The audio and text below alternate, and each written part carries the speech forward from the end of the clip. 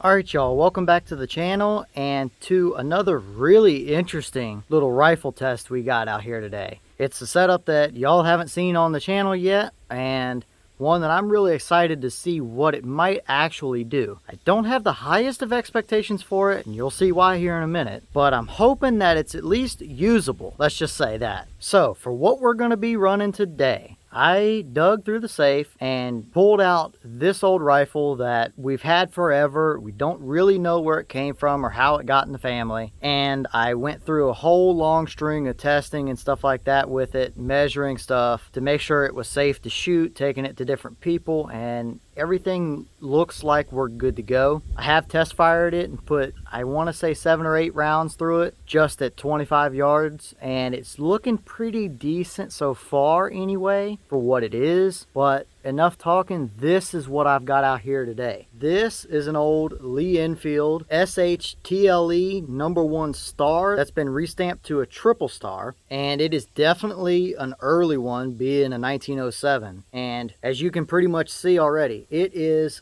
pretty ugly. It is not pretty at all. It's been sporterized terribly. I mean, the volley sight has just been hacked off of there, and the finish on this is just, it's deck stain essentially. It's got big runs in it all over the place. It's terrible.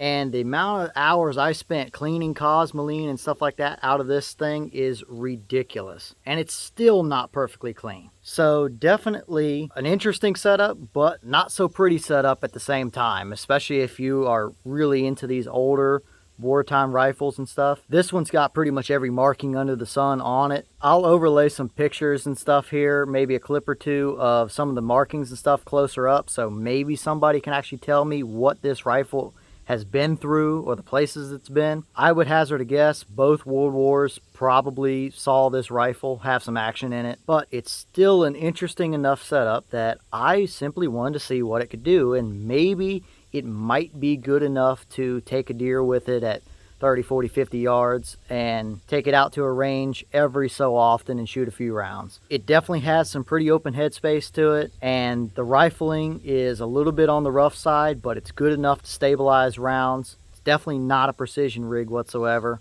but it's good enough. If you guys want me to do a sit-down video at the bench or something about these rifles and all the headspace conspiracy things and all the information regarding wear and tear and what's safe and not safe and blah blah blah, because nobody can agree on these, then absolutely I will do it. Just leave me a comment and let me know. But as for the ammunition we've got, I am limited to say the least. I could have ordered some Milsurp stuff, but I'm just not going to shoot this rifle enough to really justify a case of it. So I went to the store the other day because I knew there was a place that had some near me, and I picked up some of these, the Herters 303 British, the 150 grain lead soft points. They say they want to go 2685 feet per second, but we'll see how close we actually get to that number. Now, are these the best loadings or the most accurate loadings for this gun? I kind of doubt it, but we really don't know. And if we're going to take a deer with it, that's kind of the option I have right now anyway. And speaking of testing, this rifle has some of the worst iron sights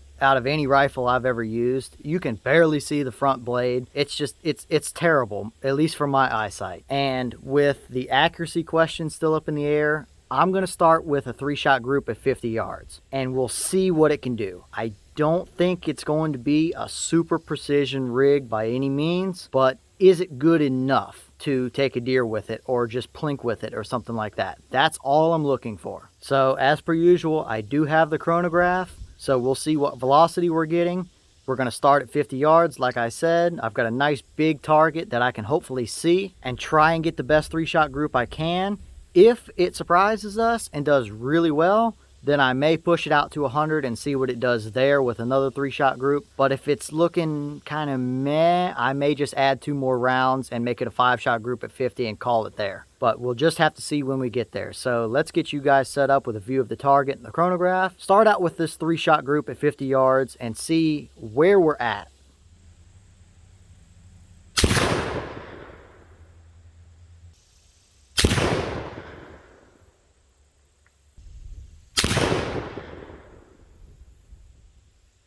All right, y'all, so after 3 shots at 50 yards, we're looking a little better than what I was expecting, to be honest with you. But I still don't think I'm going to be able to really pull a better group out of this, or at least a pretty decent group at 100 yards, personally anyway. Maybe one day we'll try it, but for today, for this particular test, I think I'm just going to add 2 more rounds to this group, make it a 5-shot group, and call it there, because I think we're on the right track, and we're definitely good enough to take a deer at 50 yards with, I would say.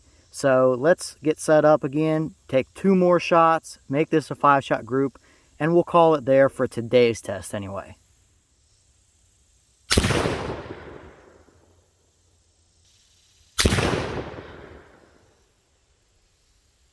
Alright, so now let's look at our chronograph and see what we got out of our 5-shot group here. Remember, the box called for 2685, and I think we were relatively close to that, but let's see our actual numbers here. So for a high, we had 2672.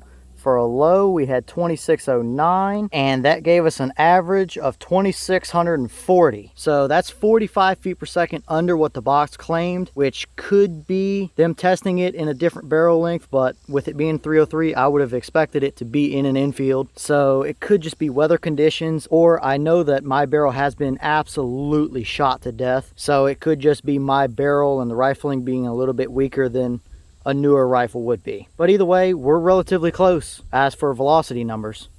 Alright, so at 50 yards, this is the group that we got. Our first 3 shots were those upper 3, and our second 2 were the lower 2 that were much closer together. And right off the bat, I have no doubt that if I put a dot of orange or white or something on that front blade, that I could maybe see it a little bit better, because that thing just blends in with everything around it. So it is extremely tough for me to actually see that blade. So if I put a dot of a color on it, or if somebody else that could see a little bit better came and shot that, I have no doubt this would be a little bit better group. So we just need to take that into account first before we actually see our numbers. But speaking of numbers, I do have my digital calipers, so let's measure this and see what we actually got for accuracy. Alright, so for that 5-shot group, we had a 3.18 inch total group size. Now obviously, if we measured the first 3 up at the top, it would be a little bit better.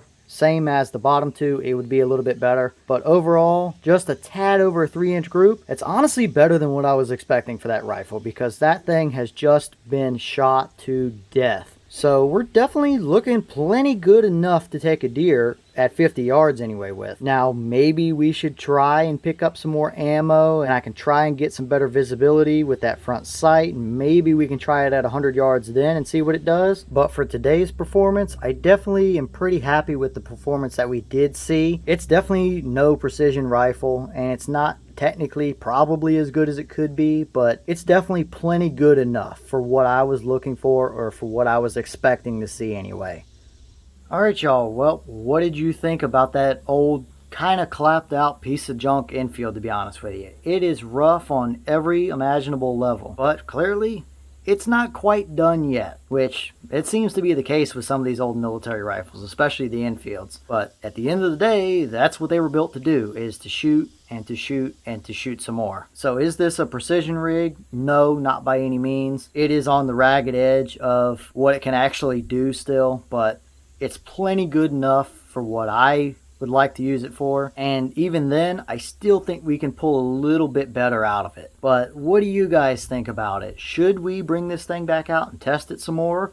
Should we take it out to maybe do some hunting with it? I don't know. Let me know your thoughts about it. I think it would definitely be pretty neat to take it out after a deer or something. But leave a comment. Let me know your thoughts about it all. Where should we go and what should we do with this thing next? And if you have any more information on some of the markings on this rifle or anything like that, then by all means let me know. Leave me a comment, because I would love to know a little bit more of the history about it. But with that being said, I'm going to jump back to getting some more testing done for you guys. And stay tuned, because we've got hunting season coming up real quick here. But with that being said, leave me your thoughts in the comments, and I'll see y'all in the next one.